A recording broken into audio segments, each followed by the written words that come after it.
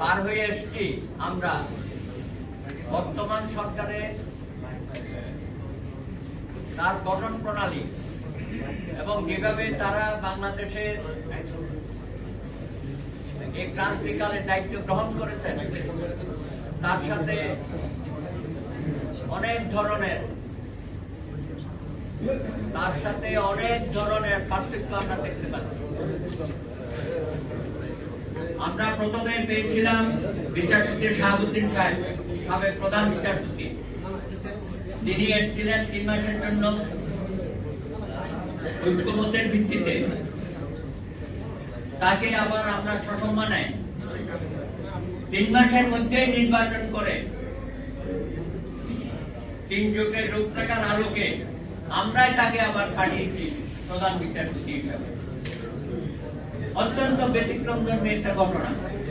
সেই 3 মাসের মধ্যে জনাব শাহাবুদ্দিন সাহেব বাংলাদেশের যে সংস্কার এবং যে আইন কানুন পরিবর্তন করেছিলেন, সংশোধন করেছিলেন, অতীতে কোন তত্ত্বাবধায়ক সরকার, অন্তর্বর্তীকালীন সরকার এত সফলতার সাথে নির্বাচন এবং রাষ্ট্রের সংস্কার কেউ করতে পারে নাই। আজকে আপনার 12 মাস হয়ে গেল, অধ্যাপক ইউনূস বিশ্বনন্দিত, এখনো আপনি বলছেন সংস্কার সংস্কার সংস্কার। আর কত সংস্কার করবেন? 12 মাসে করতে পারেন নাই, আর কত মাস লাগবে আপনার? আপনার হাতে আছে মাত্র 6 মাস। 6 মাসের মধ্যে বাংলাদেশে নির্বাচন হবে। আপনারা যারা এখানে উপস্থিত হয়েছেন সকলেই তো আজকে নির্বাচনের কথা বলেছেন, আমার সম্মানিত বক্তারাও বলেছেন। সুতরাং সংস্কার সংস্কার নিয়ে বাংলাদেশের মধ্যে আর বিভক্তি করবেন না, অনেক করেছেন। আমি রাজনৈতিক দলগুলোকে ধন্যবাদ জানাই। শীর্ষ নেতৃবৃন্দ দিনের পর দিন, মাসের পর মাস ঐক্যমত কমিশনে গিয়ে মূল্যবান সময় সেখানে যাওয়া হয়েছে, অনেক কাগজপত্র তৈরি হয়েছে। ইতিমধ্যে আপনি ঘোষণা দিয়েছেন পার্লামেন্ট হাউসের সামনে, আবার এখন বলছেন সনদ দেবেন। আরে ভাই, যেগুলো ঐক্যমত হয়েছে সেগুলো দিয়ে দেন। যেগুলো নিয়ে বিভিন্ন দল, বিএনপি সহ দ্বিমত পোষণ করছে, সেগুলো নিয়ে কেন আপনি অপেক্ষা করছেন? আবার পাঠাইছেন ড্রাফট একটা। একই কথা যে ওনারা এক একটা দিচ্ছেন, আমরা সেটা আমাদের ভিন্ন মত যা যা আছে প্রত্যেকেই আমরা দিচ্ছি। আর ভাই, রাজনীতিতে ভিন্ন মত থাকবে, যেহেতু আমরা বিভিন্ন দল করি এবং বিএনপি তো শুরু থেকে সহযোগিতা করছে সব ব্যাপারে। পার্লামেন্টে হবে। এখন কথা হচ্ছে, আপনি যদি বিএনপির কথা বলেন বা তার সাথে যারা যুগপৎ আন্দোলনের বিগত বছরগুলোতে ছিল রাজপথে, সকলে মিলে যে 31 দফা, তার আগে বিএনপির 27 দফা দিয়েছিল, পরবর্তী পর্যায়ে সকল দল মিলে আমরা 31 দফা দিয়েছি। আমি তো বলি এটাই হচ্ছে আমাদের জাতীয় সনদ। প্রত্যেকটা দফা আপনি পরে দেখবেন। বিএনপিকে ধন্যবাদ, তারা এই 31 দফা নিয়ে গ্রামে গঞ্জে গেছে, তাদের নেতা কর্মীদেরকে প্রশিক্ষণ দিচ্ছে এবং সেইভাবে বিএনপির সকল নেতা কর্মী আজকে 31 দফা ধারণ করে জনগণের সামনে তাদের বক্তব্য উপস্থাপন করে। সুতরাং আরো যদি আপনি চান, বলে যে কম সংস্কার বেশি সংস্কার, অনেক ধরনের কথাবার্তা আপনি চালু করেছেন। দয়া করে বাংলাদেশের জনগণকে আপনি রাজনীতি থেকে মুখ সরিয়ে দেবেন না। আজকে ডাকসু অনেক নির্বাচন হচ্ছে, সেখানে তো সকলেই সহযোগিতা করছে। এই নির্বাচনের মধ্য দিয়ে আগামী দিনে আমাদের জাতীয় নেতৃবৃন্দ আমরা তৈরি করব। এখানে আবুল কাসেম চৌধুরী আছেন, দীর্ঘদিন পরে তার সাথে দেখা হলো। এই সমস্ত নেতারা কেন হারিয়ে গেল? তাদেরকে কেন আমরা ধরে রাখতে পারি নাই? 69-এর গণ অভ্যুত্থানে যারা ছিল, 52-এর ভাষা আন্দোলনে যারা ছিল, 62-এর শিক্ষা আন্দোলনে ছিল, সকলেই তো পরবর্তী পর্যায়ে জাতীয় রাজনীতিতে অনেক ভূমিকা পালন করেছে। 90 সনের পরে আমরা কোন ইলেকশন করতে পারি নাই। আজকে যদি কলেজ বিশ্ববিদ্যালয়গুলোতে নির্বাচন হতো, শত শত বাংলাদেশের জাতীয় নেতা আমরা তৈরি করতে পারতাম। এখানেও যারা বসে আছে সবাই ছাত্র রাজনীতিকে বেড়ে ওঠা নেতা। সুতরাং যে দেশে একটা পরিবর্তনের হাওয়া সুবাতাস বইছে, এটাকে বাধাগ্রস্ত করা যাবে না। জনাব ইউনূস সাহেব এবং উপদেষ্টার সদস্যরা আগামী ফেব্রুয়ারি মাসে বাংলাদেশে একটি নির্বাচন অনুষ্ঠিত হবে। আমার আইন শৃঙ্খলা বাহিনী প্রস্তুত, সেনাবাহিনী প্রস্তুত, প্রশাসন প্রস্তুত। তারপরও আমাদের রাজনৈতিক দলের কিছু কিছু দল তারা এই নির্বাচনকে বিলম্বিত করার জন্য নানা রকমের কলা কৌশল করছে। একবার বলে পিয়ানের কথা, আরেকবার বলে গণপরিষদের কথা, আরেকবার বলে সংবিধান সংস্কারের কথা, আবার আমাদের কিছু কিছু বন্ধু একদম এগিয়ে বলে নতুন বন্দোবস্তের কথা। ভাই রে ভাই, আমাদের নতুন বন্দোবস্তের দরকার নাই।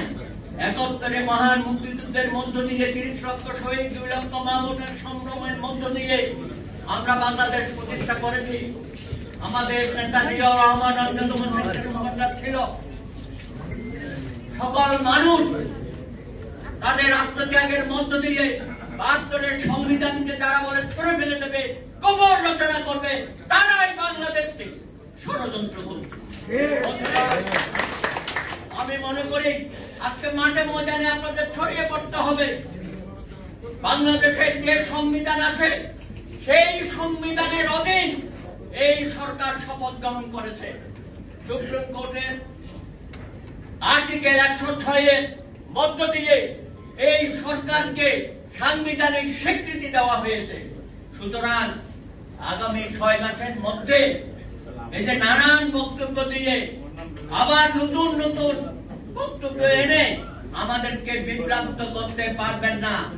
যে সমস্ত দল নির্বাচনকে ভয় পাচ্ছেন, আমি অনুরোধ করব নির্বাচন ছাড়া জনপ্রিয়তা যাচাই বাছাই করার আর কোন পথ নাই। সুতরাং বাংলাদেশের মানুষ গত 17 বছর নিপীড়িত নির্যাতিত হয়েছে, গুম হয়েছে, অনেক পরিবারের সন্তান শহীদ হয়েছে, নিহত হয়েছে, লক্ষ লক্ষ হাজার হাজার নেতা কর্মী মামলায় কাঁধে নিয়ে গ্রামে গঞ্জে ঘুরে বেরিয়েছে, জঙ্গলে বসবাস করছে না। ঢাকা শহরে আমি দেখেছি রিক্সা চালিয়েছে, ট্যাক্সি চালিয়েছে। নেতা কর্মীরা এলাকায় থাকতে পারে নাই, তাদের ব্যবসা বাণিজ্য নষ্ট হয়ে গেছে, চাকরি বাকরি করতে পারে নাই। আজকে 17 বছর পরে যদি আপনারা বলেন যে বিএনপি সারার আগে খাইগাই করছে, আরে কি খাইগাই করছে? একটা বাস স্ট্যান্ড, আরেকটা কি টোল প্লাজা, অমুক সমুক ইত্যাদি নিয়ে কথা বলেন। আরে আপনি জামাত আর এনসিপি, আপনি সরকারের বিভিন্ন অংশে বসে আছেন, আপনারা রাষ্ট্র পরিচালনা করছেন, আপনি রেলে বসে আছেন, চিকিৎসা বিভাগে বসে আছেন, নিয়োগ প্রক্রিয়ার মধ্যে আপনারা ঢুকে গেছেন। সেখানে লক্ষ কোটি কোটি টাকার ব্যবসা বাণিজ্য আপনারা করতেছেন। এনসিপির ভাইয়েরা আপনারা করলে হয় ডোনেশন, আর জামাতে ইসলামী বলে কি লজ্জা করে না আপনাদের? সুতরাং সরকারে না থেকে নির্বাচন না করে রাষ্ট্রের সমস্ত সুযোগ সুবিধা পাচ্ছে, এই জন্যই বলে যে নির্বাচনটা না হোক। সেটা হবে না। আপনাদের ভূমিকা কোনো মাপটার নাই জাতির কাছে। অবশ্যই বাংলাদেশের জনগণ এখনো আপনাদেরকে ক্ষমা করে নাই, যতদিন আপনারা চাইবেন। এবং সাথে পেয়েছেন বাছুর। বাছুর মানে কি বুঝছেন তো? আমি সেই বাছুরদের দিয়ে আপনি নির্বাচন ঠেকাবেন। আমি ভোট দেবো ফিরোজপুরে, আর লোক আসবে সিঙ্গাপুর থেকে। এটা হচ্ছে বিয়ার, বুঝেন নাই? সুতরাং বাংলাদেশের মানুষকে আপনি এত বোকা ভাববেন না। এত ত্যাগ, এত চিকিৎসা, এত রক্তপাত আপনি যদি মনে করেন শুধু 36 জুলাইয়ের বিপ্লবের মধ্য দিয়ে, গণ অভ্যুত্থানের মধ্য দিয়ে একটা পরিবর্তন এসেছে, এটা মনে করার কোন কারণ নাই। এখানে প্রতিটা মানুষ, প্রতিটা পরিবার, 58 কোটি মানুষ নির্যাতিত হয়েছে, নিপীড়িত হয়েছে। দেশে হাসিনা তুমি পালিয়ে গেছ, তুমি দিল্লিতে বসে ষড়যন্ত্র করছ, তোমার নেতা কর্মীরা কলকাতায় বসে ষড়যন্ত্র করছে, এখানে তাদের পুচকারি দিচ্ছে টেলিফোনে।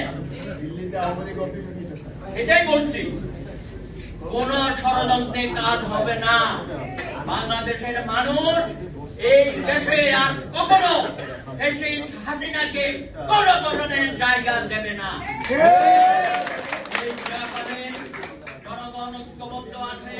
সুষ্ঠু নির্বাচনের মধ্য দিয়ে একটি গণতান্ত্রিক মানবিক বাংলাদেশ আমরা প্রতিষ্ঠা করব। আমাদের যে মর্যাদাহানি গত 16 বছর হয়েছে, আমরা অবশ্যই আগামী দিনের নেতৃত্বের মধ্য দিয়ে বাংলাদেশ আবার উচ্চ শিখরে তার সম্মানে পৌঁছে যাবে, সেই আশাবাদ ব্যক্ত করে আপনাদের সকলকে ধন্যবাদ।